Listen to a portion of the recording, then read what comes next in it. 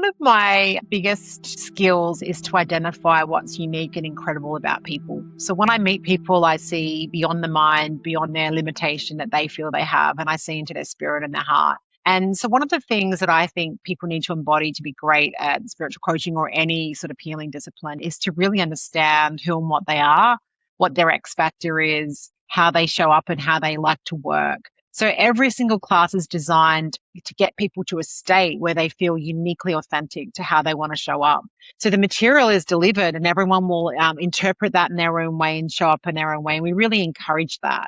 In fact, people that do our training come from all different backgrounds, from corporate world to physio, chiro, medical systems, law firms. And what we encourage is that you bring all of you into that work. We want you to love all parts of your journey in life and show up as you, and then layer these tools on the top. And everyone will have a different recipe. So whatever they've come will bake into whatever we're doing, and then you'll end up becoming a unique version of yourself.